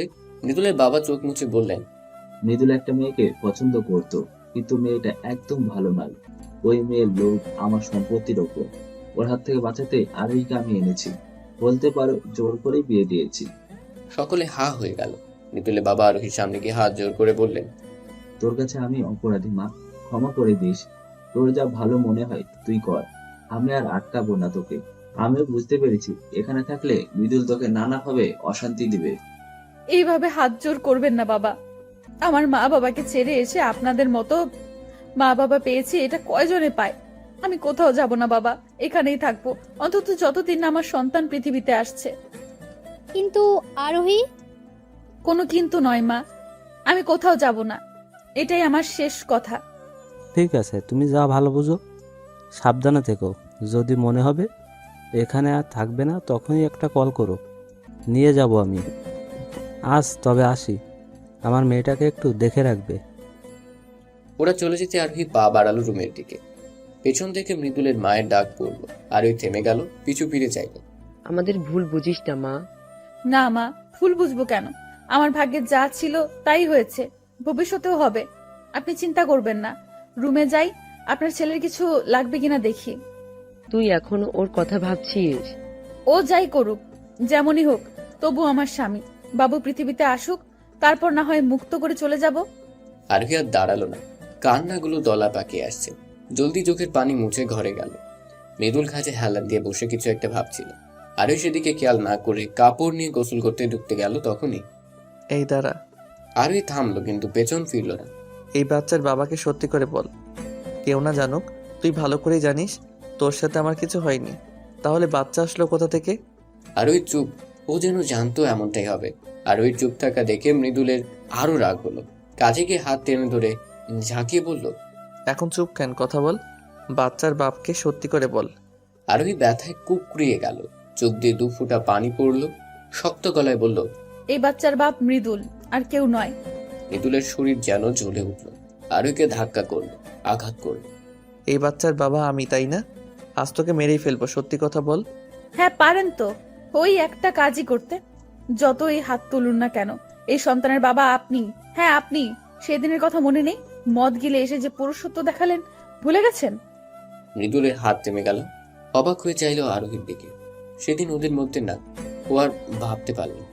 মিথ্যা বলছিস তুই, বল মিথ্যা বলছিস। আমি কিছু মিথ্যা বলছি না। আমি জানতাম আপনি ভুলে যাবেন, তাই বলতে চাইনি, কিন্তু বাধ্য হলাম। মৃদুল টি টেবিল লাথি দিয়ে বের হয়ে গেল রুম থেকে। আর ওই হাউমাউ করে কাঁদতে লাগলো। হে আল্লাহ, কেন এমন করছো আমার সাথে? আমি কি অন্যায় করেছি? কিসের শাস্তি দিচ্ছ এমন? মৃদুল ফিরল বেশ রাগ করে। রুমে ঢুকতে দেখতে পেল আরোহীকে কাচুমাচু হয়ে ঘুমিয়ে আছে। শীতে কাঁপছে ভীষণ। মৃদুলের মায় হলো, এগিয়ে গিয়ে কাঁথা টেনে দিতে গিয়ে থমকে গেল। হাত লাল হয়ে আছে। মনে পড়লো দুপুরের কথা। ছি, আমি এত নিচু কাজ কি করে করলাম? আরোহীর ঘুমন্ত মুখটার দিকে তাকাতে মৃদুলের বুক কেঁপে উঠল। আরোহীর মুখের দিকে তাকিয়ে রইল। হঠাৎ আরোহীর হাত ওর হাতের সাথে লাগতেই আরেক দফা অবাক হলো। ও মাই গড, এত গরম কেন শরীর? জ্বর আসলো নাকি? কপালে হাত দিতেই বুঝলো ভীষণ জ্বরে পড়েছে মেয়েটা। নিজের উপরে নিজের রাগ হলো ভীষণ। সে রাতে আরোহীর সেবা করে পার করলো মৃদুল। হঠাৎ এই কালো মেয়েটার প্রতি ভীষণ মায়া হলো। আরোহীর বলা কথাগুলো শোনার পরে মৃদুল অনেক ভেবে মনে করতে পেরেছে সেদিন রাতের কথা। উফ, শরীর এত ব্যথা করছে কেন? এগুলো কি এখানে কেন? কপালে হাত দিয়ে দেখলো কাপড় ভিজে আছে। পাশ ফিরে তাকাতে আরোহী অবাক হলো মৃদুল হাতের উপর ভর দিয়ে ঘুমিয়ে আছে। নিজের শরীরের দিকে তাকিয়ে দেখলো প্রচুর ঘেমে গেছে। আমার কি কাল জ্বর এসেছিল? উনি কি? ঠোঁটের কোণে মুচকি হাসির দেখা মিলল। মৃদুলের দিকে তাকিয়ে জোরে শ্বাস নিয়ে গোসল করতে গেল। গোসল সেরে বের করতে দেখলো মৃদুল উঠে গেছে। আর ওকে দেখে মৃদুল বলল, জ্বর কমেছে আপনার? কেমন লাগছে এখন? ভালো লাগছে। ব্যাস, আর কিছু বলল না। চুল আঁচড়াতে লাগলো। মৃদুল কেমন উসখুস করতে লাগলো। আর ওই দেখেও না দেখার ভান করলো। শুনুন। আর এই ব্রুকুচকে তাকালো। আসলে আমার কাজ আছে, বলার হলে বলুন, না হয় গেলাম। আসলে কালকের জন্য সরি। আমার আসলে মাথা ঠিক ছিল না। কেন, আপনার লিমা কিছু করছে নাকি? আপনি লিমার কথা, আমি সবই জানি। কিন্তু আপনি কিভাবে? ওসব আপনার না জানলেও চলবে। তবে চিন্তা করবেন না, আমার সন্তান পৃথিবীতে এলে আমি আপনাদের জীবন থেকে চলে যাব, মুক্ত করে দেব আপনাকে, কোনো দায় রাখবো না। আরোহী, আমি মৃদুলের মুখে নিজের নাম শুনে কেঁপে উঠলো আরোহী। চোখ টলমল করে উঠলো। নিজেকে শক্ত রাখার চেষ্টা করলো আরোহী। মৃদুলকে থামিয়ে বলল, ব্যাস, আপনাকে কিচ্ছু বলতে হবে না। আচ্ছা, লিমা অনেক সুন্দরী, তাই না? অবশ্য হবেই নাই বা কেন, আপনার চয়েস বলে কথা। আমিও কুৎসিত একটা মেয়ে, না আছে রূপ, না আছে অন্য কিছু। যাই হোক, একদিন দেখা করাবেন, কেমন? মৃদুল কিছু বলতে যাবে তার আগে বের হয়ে গেল আরোহী। কান্নার সব দলা পাকিয়ে আসছে। ও আল্লাহ, আমাকে সহ্য করার শক্তি দাও। আরোহী মা, জি মা। তুমি রান্নাঘরে কি করছো? তোমায় না বলেছি এই সময় চুলার কাছে আসবে না, যা লাগবে আমাকে বলবে। কি যে বলেন মা, আমার বসে থাকতে ভালো লাগে না, তাই ভাবছিলাম নাস্তাটা আমিই বানায় ফেলি। তোমায় করতে হবে না মা, তুমি বসো, আমি তোমায় চা করে দিই। সে কি মা, আমিই পারবো। একটা মার দিব, যা বলছি তাই করো, যাও। আরোহী আর কি বলবে, মায়ের হুকুম বলে কথা। আরোহীকে চা করে দিয়ে তিনি নাস্তা বানাতে ব্যস্ত হলো। আর আরোহীর সাথে গল্প করতে লাগলো। এই সময়টা সাবধানে থাকতে হয়, বুঝলে? ভালো ভালো খাবার খেতে হয়, ভারী কাজ একদমই করা যাবে না। তোমায় একটা গল্প শোনাই, তবে ঠিক গল্প না, তখন মৃদুল আমার পেটে। তোমার শ্বশুর, সে কি যত্ন আমার। আমাদের বিয়েটা হয়েছিল পারিবারিক ভাবে। শুরুতে তোমার শ্বশুর তেমন একটা আমাকে পছন্দ করতো না, মৃদুল পেটে আসার পরে পাল্টে গেল, আমায় চোখে হারাতে লাগলো। সেই থেকে এখন অবধি তিনি আমায় ভালোবাসেন। আরোহীর বিষণ্ণতা নিয়ে মুচকি হাসলো। আরোহীর বিষণ্ণ মুখটা দেখে মৃদুলের মা আরোহীর থুতনি ধরে বললেন, মৃদুলও বদলে যাবে, দেখো। মৃদুলও তোমায় ভালোবাসবে, একটু সময় দাও। আমি জানি ও ঠিক বুঝবে। 9 মাস পেটে ধরেছি তো, বুঝি আমি। এমনটা হলে আমার থেকে খুশি আর কেউ হতো না, কিন্তু তা কি আদৌ হবে? হয়েছে, এখন এত ভাবতে হবে না। এই নাও, এই ফলগুলো শেষ করো, আর 2টো ডিম। মা, এগুলো এখন? হ্যাঁ, এখনই সব শেষ করো, তারপর নাস্তা করবে। আরোহী চোখ মুখ কুচকে খেতে লাগলো। মৃদুল এলো তখনই। মা, ক্ষুধা লাগছে, খেতে দাও। বস, দিচ্ছি। মৃদুল তাকালো আরোহীর দিকে। আরোহী সেদিকে না তাকিয়ে ডোন্ট কেয়ার ভাব নিয়ে ফল খেতে লাগলো। হঠাৎ ভীষণ বমি পেল আরোহী। ওক ওক। দৌড়ে বেরিয়ে পড়লো আরোহী। ওয়াশরুমে গিয়ে গড় গড় করে বমি করে দিল। মৃদুল ওর সাথে সাথে এসেছিল। আরোহীকে বমি করতে দেখে 2 বাহুতে হাত রেখে ধরলো। আরোহী চোখ মুখে পানি দিয়ে তাকালো। এই নিন, পানিটা খান। লাগবে না। আরোহী চলে গেল। মৃদুল আহাম্মকের মতো চেয়ে রইল। যা বাবা, ভালোর জন্যই তো সাধলাম, অবশ্য নেওয়ার কথাও না আমি যা করছি। মৃদুলকে নাস্তা করে বের হলে গন্তব্য ফাহিমের বাসা। ফাহিমের বাসায় গিয়ে ভর ছেড়ে দিয়ে বসলো মৃদুল। তা দেখে ফাহিম বলল, কি রে, তুই এই সময় আমার বাসায়? সব ঠিক আছে তো? লিমা আবার কিছু করেছে নাকি? না, ও কি করবে? 2 দিনে কতবার যে কল করছে, আমি ব্লক করে রেখে দিছি। ওই শালি ভালো হবে না আর। আচ্ছা, সে যাই হোক, এখন কি অবস্থা? আরোহী সব জেনে গেছে। জেনে গেছে মানে? কি জানছে? লিমার আর আমার যে সম্পর্ক ছিল তা। পুলিশ কি কিভাবে জানলো? অবশ্য ভুল কিছু তো আর জানেনি। চুপ কর তুই। জানছে তো কি হয়েছে? তুই তো আর ভাবিকে ভালোবাসিস না। ভালোবাসিস কি বলছি? তুই তো পছন্দই করিস না। মৃদুল কিছু বলল না, মন খারাপ করে চুপ করে রইল। ফাহিম কিছু একটা মনে পড়ে যাওয়ার ভঙ্গিতে বলল, এই তোদের না ডিভোর্স হয়েছে? তুই না বললি তুই সই করে দিয়েছিস? ভাবিও কি? না, দেয়নি। যাক, তাহলে তো ভালো। না, ভালো না, দেয়নি। তবে বলল দিয়ে দিবে, কারণ সে জানে আমি আর লিমা সম্পর্কে আছি। কিন্তু তোরা তো কোনো সম্পর্কে নেই এখন, বলিসনি তুই? না, কোন মুখে বলতাম? এখন কি করবি ভাবছিস? কি ভাবছি? মৃদুল চুপ হয়ে গেল। ওর মুখে হাসি ফুটল। মুচকে মুচকে হাসতে লাগলো। মৃদুলের হাসি দেখে ফাহিম বলল, এমন হাসছিস কেন? তারপর মৃদুল যা বলল তা শুনে ফাহিম অবাক হওয়ার সাথে সাথে চিৎকার দিয়ে বলল, কি কি বলছিস? এটা সত্যি? হ্যাঁ, সত্যি। কংগ্রাচুলেশন দোস্ত, বাবা হয়ে যাচ্ছিস আর আমি চাচ্ছু। আচ্ছা, একটা কথা বলতো, তুই তুই কি ভাবির সাথে জোর বা কেমনি কি? তুই তো ভাবিকে পছন্দই করতি না। ওটা একটা অ্যাক্সিডেন্ট ছিল। জোর করে বলতে পারিস, কারণ আমি ড্রাঙ্ক ছিলাম। আমি কিছুই জানতাম না। তবে কি জানিস, মেয়েটা কোনো অভিযোগ করেনি, কিছু বলেওনি। উল্টো আমি ওরে কত কি বলছি। ফাহিম মৃদুলের কাঁধে হাত রেখে বলল, আর ভুল করিস না, ভাবির কাছে ক্ষমা চা। আমার মনে হয় ক্ষমা করবে। তোর কি মনে হয় আমি চাইনি? মেয়ে মানুষ তো অভিমান একটু বেশি। সংসার করার জন্য চেহারা দরকার হয় না রে, একটা ভালো মনের মানুষ হলেই হয়। ভাবিকে মেনে নে। আর এখন তো সে তোর বাচ্চার মাও। কিভাবে কি করব বুঝতে পারছি না। ভাবিকে বোঝা, সরি বল। ভাবিকে ভালোবাসিস সেটা বল তুই। ভালোবাসি কি না জানি না তো। তাহলে বলবো, আগে বুঝ তুই ভালোবাসিস কিনা। যখন নিজেকে বোঝাতে পারবি, যখন বুঝতে পারবি ভালোবাসিস, তখনই ভাবিকে বলে দিস। কিন্তু হ্যাঁ, বুঝতে যেন দেরি না হয়। মৃদুল কিছু একটা ভাবতে লাগলো। দুই বন্ধু বেশ কিছু সময় গল্প করার ওর মৃদুল বাড়ি যাওয়ার জন্য বেরিয়ে পড়ল। বাড়িতে পৌঁছে আরোহীকে ডাকতে লাগলো, আরোহী, আরোহী। এভাবে চিল্লাচ্ছিস কেন? কি দরকার আরোহীকে দিয়ে বল। দরকার আছে মা, তাই ডাকছি। মৃদুল, তুই কিন্তু আর ভয় পেও না, আমার বাচ্চার মায়ের গায়ে আমি হাত তুলবো না। ভদ্রমহিলা ছেলের কথায় অবাক হলেন, সাথে খুশিও। মৃদুল, তুই ঠিক আজ বলছিস নাকি অন্য কোনো ভাবনা আছে তোর? সত্যি করে বল। এবার যদি আর কোনো কিছু করিস না, আমি তোকে ছেড়ে কথা বলবো না কিন্তু। আমি ঠিক আছি মা, আর ঠিক বলছিও। যে অন্যায় আমি করেছি তা ক্ষমার অযোগ্য। তবুও আমি চাই ভুল শুধরাতে। হঠাৎ এমন ভাবনা উদয় হলো কি করে? লিমা কি আছে নাকি গেছে? মৃদুল মাকে খুলে বলল। সব শুনে তিনি বেশ রাগলেন লিমার ওপর। পরক্ষণে আবার শুকরিয়া আদায় করলেন আল্লাহর দরবারে। ছেলের কপালে চুমু খেয়ে বললেন, আমি জানতাম তুই বুঝবি। আরোহী মেয়েটা বেশ ভালো, ভীষণ নম্র। তোর বাবা তোর জন্য আসল জিনিসটাই এনেছে। আমি বুঝতে পেরেছি মা, আরোহী আসলেই খুব ভালো। না হয় অন্য কেউ হলে আমাকে সহ্য করতো না এইভাবে। এবার অন্তত কদর করিস, আর কষ্ট পেতে দিস না। দিব না মা, আমি বুঝেছি চেহারাই আসল না, মানুষের আসল সৌন্দর্য তো তার ব্যবহারে। তুমি চিন্তা করো না, আমি মাথায় করে রাখবো ওকে। আলহামদুলিল্লাহ, খুশি হলাম শুনে। তোর বাবা শুনেই অনেক খুশি হবে। এখন বলো তো, তোমার বৌমা কোথায়? ডাকলাম যে এলো না তো। আরোহী ছাদে আছে বোধ হয়। আচ্ছা, আমি তাহলে দেখে আসি। দাঁড়া, ওর জন্য দুধ নিয়ে যা। তুইও কফি খাবি তো নাকি? মৃদুল হেসে সোফায় বসলো। মা এসে কফি আর দুধ দিয়ে গেল। মৃদুল সেগুলো নিয়ে চললো ছাদে। আর ওই শাড়ের আঁচল ছেড়ে রেলিং ধরে চোখ বন্ধ করেছিল। আরোহীকে দেখে মৃদুল থেমে গেল। কোমর অব্দি লম্বা চুলগুলো বাতাসে উড়ছে। মৃদুল পেছনে গিয়ে কাশি দিল। আরোহী লাফিয়ে উঠে পিছু ফিরল। মৃদুলকে দেখে বলল, আপনি এখানে? কেন আসতে পারি না বুঝি? আরোহী ভ্রু কুঁচকে চেয়ে আবার সামনের দিকে তাকালো। এই নাও মা, দুধ পাঠাইছে। এ সময় নাকি দুধ ডিম খেতে হয়। আরোহী অবাক চোখে মৃদুলের দিকে তাকালো। মৃদুল দুধের গ্লাসটা এগিয়ে দিল। আরোহী বিনা বাক্যে হাতে নিল। অনেক সময় চুপ রইল দুজনে।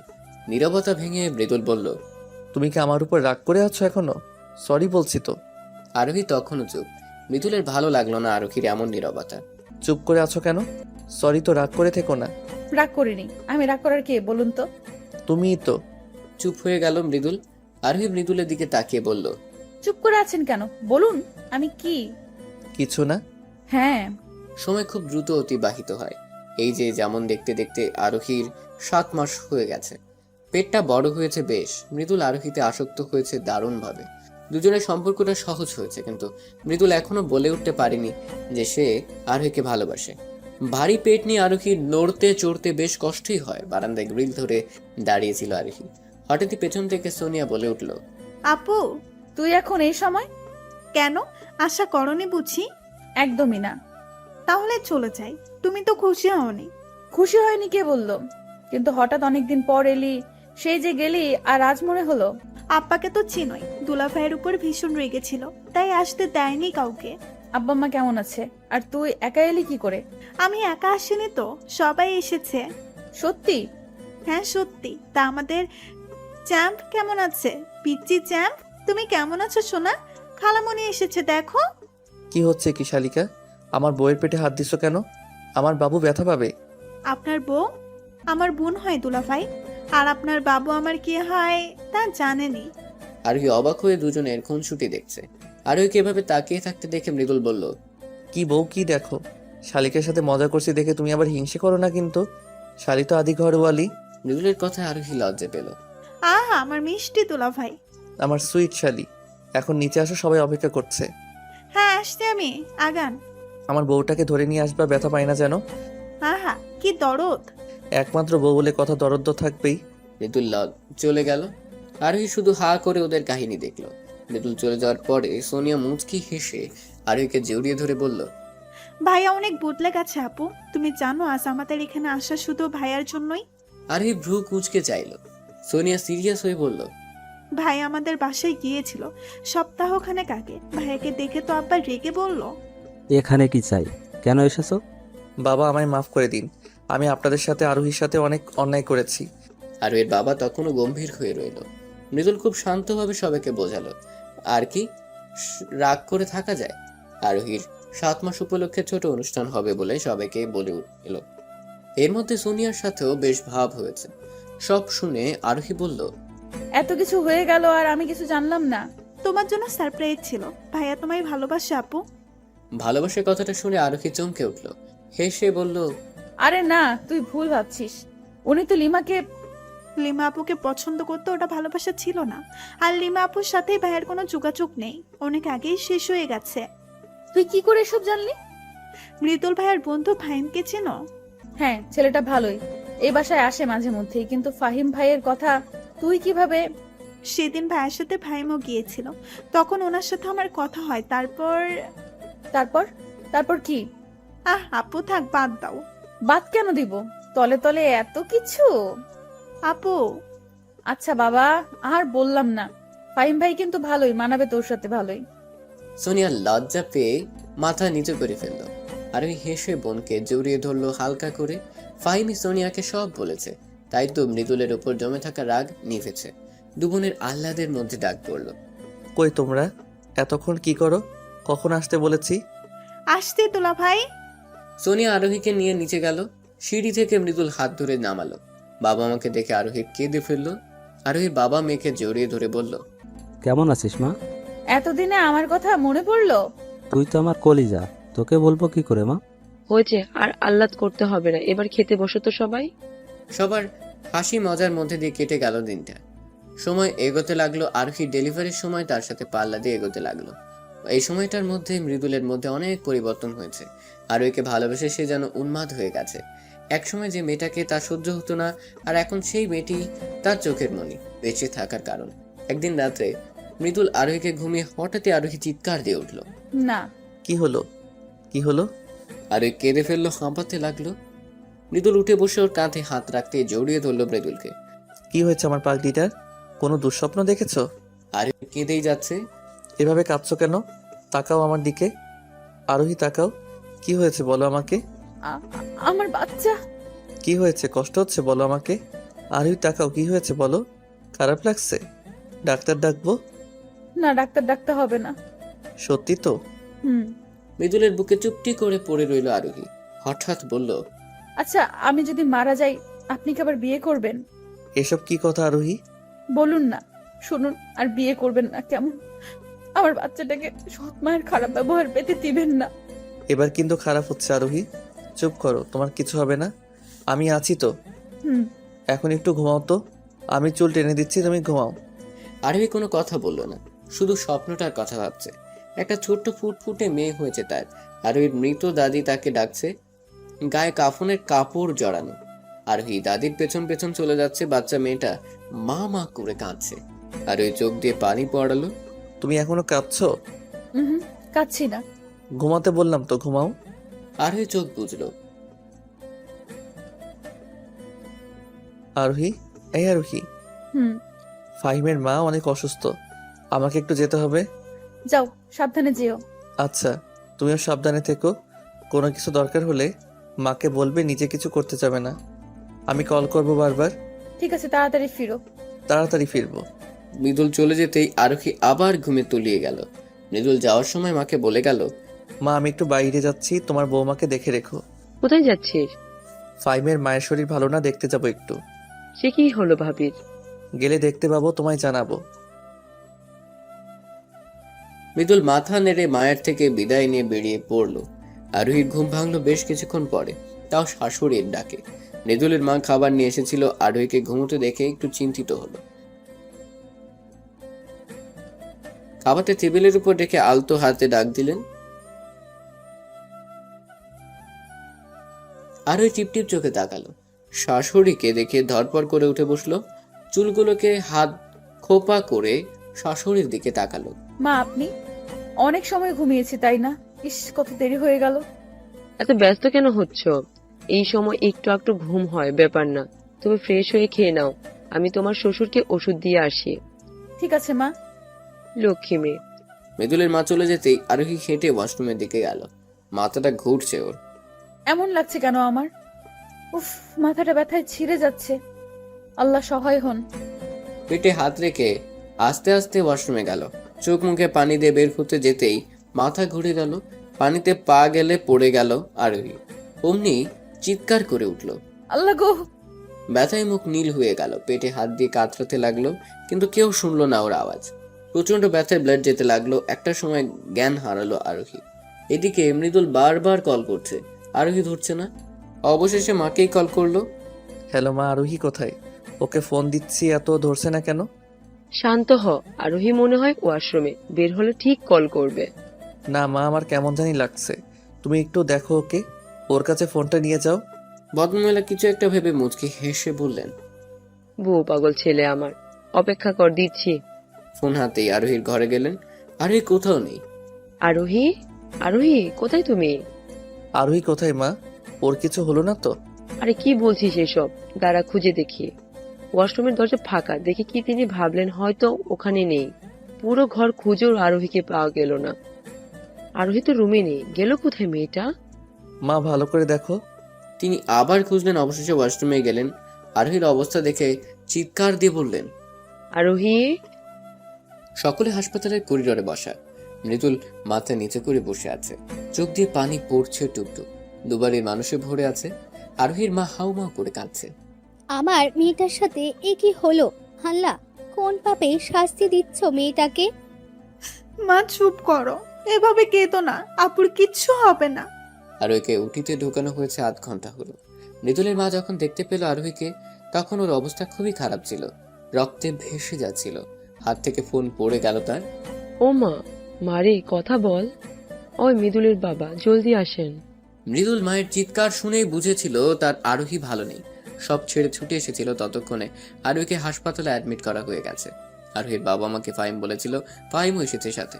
আরোহীর বাবা এসে মৃদুলের গালে থাপ্পড় মেরে বসে। বল, কি করছিস আমার মেয়ের সাথে? তোর সাথে বিয়ে হয়ে আমার মেয়ের জীবনটা নরক হয়ে গেল। মৃদুল মাথা নিচু করে রইল। আরোহীর বাবা সরে ধপ করে বসে পড়লেন। কিছুক্ষণ পরে ডাক্তার এসে যে খবর জানালেন, তাতে সবার প্রাণ পাখি উড়ে যাওয়ার জোগাড় হলো। এক্সকিউজ মি, আরোহীর হাজবেন্ডকে? আমি মৃদুল, আরোহীর হাজবেন্ড। মিস্টার মৃদুল, আপনারা পেশেন্ট আনতে অনেক দেরি করে ফেলেছেন। পেশেন্টের শরীর থেকে প্রচুর রক্ত বেরিয়ে গেছে। ইমিডিয়েট ও নেগেটিভ রক্তের প্রয়োজন। আমাদের এখানে এই রক্ত নেই। পেশেন্টের বাচ্চার সম্ভাবনা খুবই কম, হয়তো বাচ্চা, না হয় মা। আপনার মতামতটা খুবই জরুরি। আমাকে তো চাই না, শুধুমাত্র আমার স্ত্রীকে ফিরিয়ে দিন ডাক্তার। আমরা যথাযথ চেষ্টা করব, যদিও সম্ভাবনা খুবই কম, তবুও আমরা চেষ্টা করব দুজনকেই সুস্থ করার। আপনারা সৃষ্টিকর্তাকে ডাকুন আর রক্তের ব্যবস্থা করুন ইমিডিয়েটলি। মৃদুল ধপ করে নিচে বসে গেল। মুখ ঢেকে কেঁদে উঠল। ফাহিম মৃদুলের কাছে এসে বসে কাঁধে হাত রাখলো। ফাহিমকে দেখে মৃদুল জড়িয়ে ধরে হাউমাউ করে কেঁদে ফেললো। এইভাবে ভেঙে পড়িস না দোস্ত, ভাবির কিছু হবে না, সব ঠিক হয়ে যাবে। কেন এমন হলো বলো তো? আমি যে ওকে অনেক ভালোবাসি, ভালোবাসি কথাটা যে বলা হয়নি। মৃদুলের বাচ্চাদের মতো কান্না দেখে কেঁদে ফেলেছে সবাই। মৃদুলের মা স্বামীকে আঁকড়ে ধরে কাঁদছে। আমার ছেলের কষ্ট আমি দেখতে পারছি না, আপনি কিছু করুন। আমি ওকে কখনো এইভাবে কাঁদতে দেখিনি। আমার কি ছেলে কি যে হয়ে গেল। উপরওয়ালাকে ডাকে।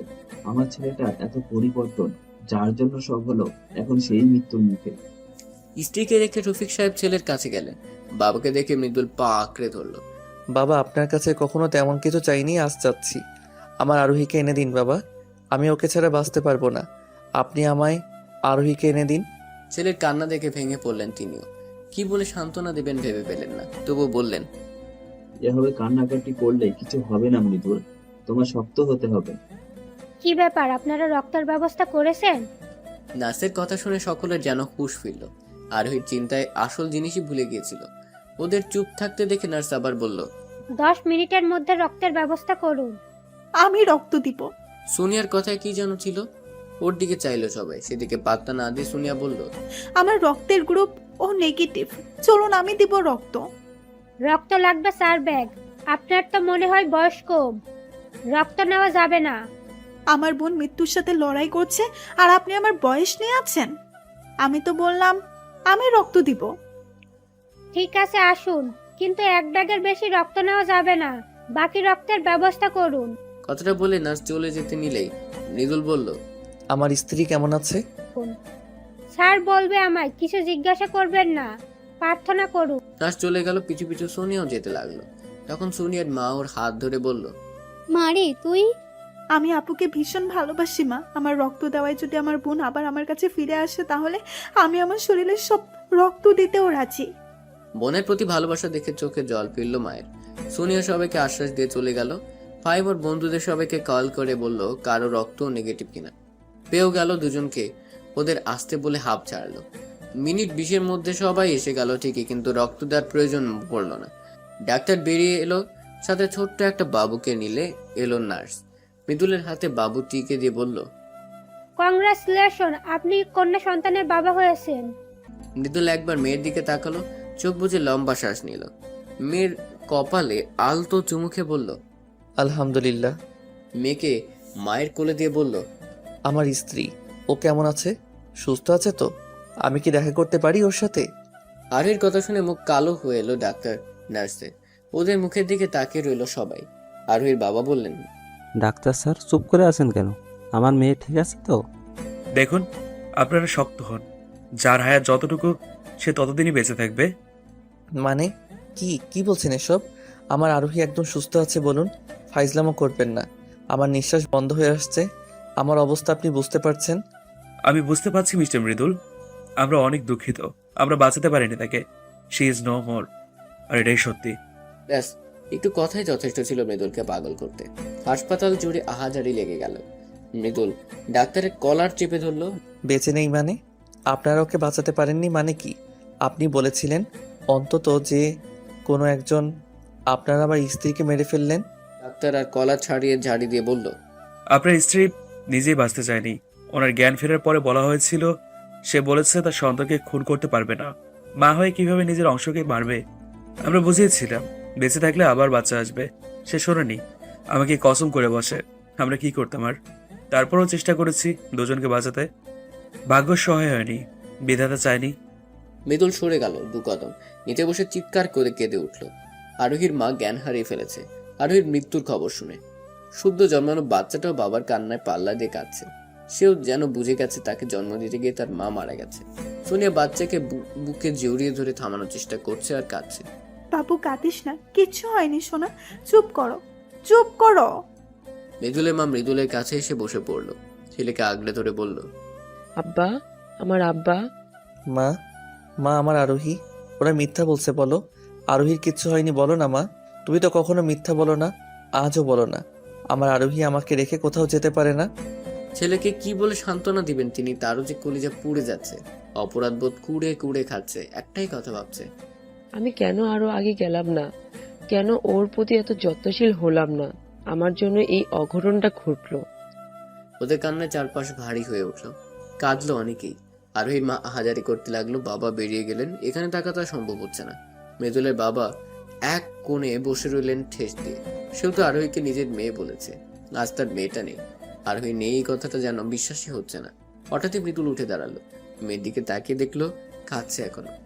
আমার সোনা মেয়ে কেঁদো না, তোমার মাম্মার কিছু হয়নি মা। পাপা এখনই যাবে আর মাম্মাকে জাগিয়ে তুলবে। মৃদুল মেয়েকে বাবার কাছে নিয়ে বলল, বাবা মেয়ের কানে আজান দিন, আমি আপনার বৌমাকে জাগিয়ে আসি। মৃদুলের এমন আচরণে অবাক হলো সবাই। ছোট বাবুটাকে কোলে নিয়ে কানের কাছে আজান দিলেন আরিফ সাহেব। মেয়ের কান্না থেমে গেছে। বাবার কোলে গিয়েই দাদুর দিকে তাকিয়ে আছে কেমন গম্ভীর হয়ে। আমার ছোট গিন্নি একদম মায়ের মতো হয়েছে, শুধু গায়ের রংটা বাবার মতো হয়েছে। ছোট আরোহী আমার দিদুন।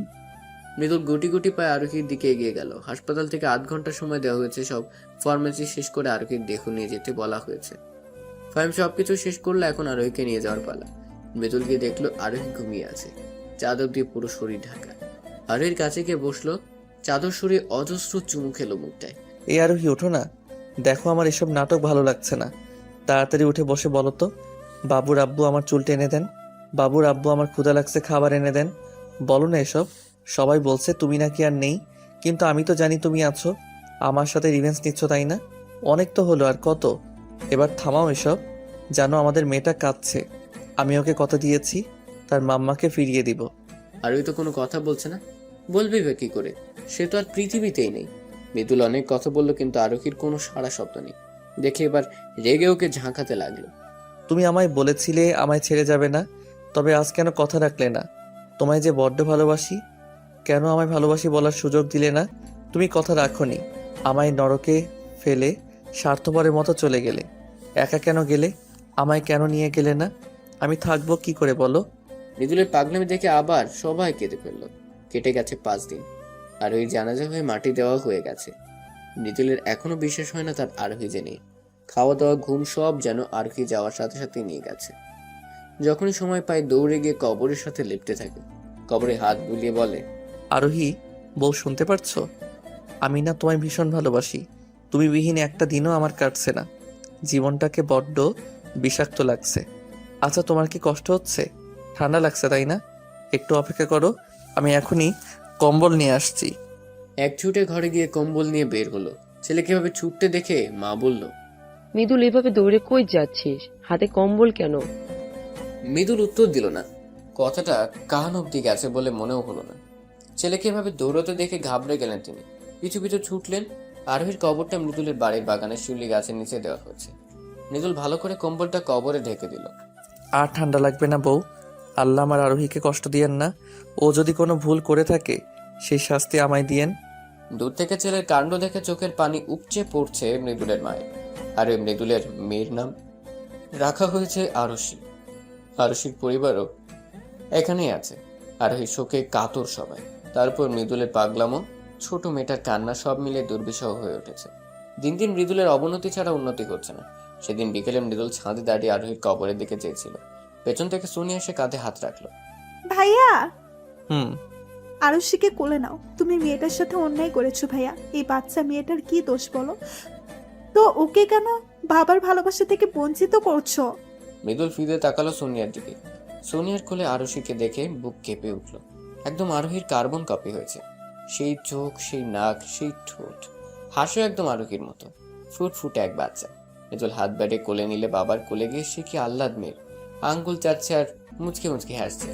মেয়ের হাসি দেখে মৃদুলও হাসলো একটু। সারা মুখে চুমু খেল। একদম আরোহীর মতো হয়েছে তাই না বলো? গায়ের রংটা আমার মতো পেয়েছে। এছাড়া বাকি সব আরোহীর। আরোহী গিয়েও যেন ফিরে এসেছে। আমার আপু। ভাইয়া একটা কথা বলি। বলো। আপু আমাদের ছেড়ে চলে গেছে 2 মাসের বেশি হলো। ভাইয়া, মানুষ সবসময় সাথে থাকে না। আল্লাহর পরিকল্পনার উপরে কারো হাত নেই। তুমি এমন পাগনামি করছো, এটা দেখে আপুও তো কষ্ট পাচ্ছে বলো। তাই বলছি কি। মৃদুল হাত থামিয়ে চুপ করতে বলল। মেয়ের হাত মুট করে ধরে বলল, আরশি হওয়ার 2 দিন আগে আরোহী সারা রাত আমার বুকে ছিল। ও সেদিন খুব ভয় পেয়েছিল, হয়তো কোনো খারাপ স্বপ্ন দেখেছিল।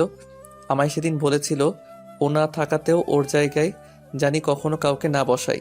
আমিও কথা দিয়েছিলাম নতুন করে জীবন গোছাতে বলো না। আরোহীর জায়গায় আমি কখনো নতুন করে কাউকে দিতে পারবো না। আমি আমার মেয়েকে নিয়েই বাকি জীবন পার করে দিব। আমি বেঁচে থেকে আরোহীকে আজীবন ভালোবাসবো। ওর প্রতি ঝোঁক আমার মৃত্যুর পরেও মিটবে না। 5 বছর পর। পাপা, হোয়ার আর ইউ? কি হয়েছে আরুষি সোনা? মামনি, পাপা কোথায়? দেখছি না যে। পাপা কি ভুলে গেল আজ আমার 5th বার্থডে? তোমার পাপ্পা কি এই কথা ভুলতে পারে মামুনি? দিদি ভাই, এদিকে এসো তো, খেয়ে নিবে। না, পাপা এলেই খাবো। দাদু, মাম্মার জন্য আজ হুজুর থেকে মিলাদ দিবে না? ছোট আরুষির কথা চোখ ছলছল করে উঠল। আজ যেমন আরুষির জন্মদিন, তেমনি আরোহীরও মৃত্যুবার্ষিকী। এই দিন আরোহীর জন্য দোয়া করা হয়, এতিম বাচ্চাদের খাওয়ানো হয়। হ্যাঁ দিব তো সোনা, তোমার পাপা সেই ব্যবস্থাই করতে গেছে। তুমি খেয়ে নাও না, হয় পাপা রাগ করবে। কি হয়েছে, কে খাচ্ছে না? এখনই খাওনি কেন মা? কত বেলা হলে দেখছো? তুমিও তো খাওনি পাপা, আমি তোমায় খাইয়ে দিই। বাবা মেয়ে দুজন দুজনকে খাইয়ে দিল। আরোহীর মৃত্যুবার্ষিকী সুষ্ঠুভাবে সম্পন্ন হলো। মৃদুল আরোহীর কবরের সামনে গিয়ে দাঁড়ালো, এক তোড়া গোলাপ নিয়ে। কবরের উপর গোলাপটা রেখে হাত বুলিয়ে দিল। তোমার মেয়ে কত বড় হয়েছে জানো? সে এখন পাপাকে খাইয়ে দেয়, শাসন করে, আদর করে, সারা বাড়ি দৌড়ে বেড়ায়। ঠিক যেন তুমি।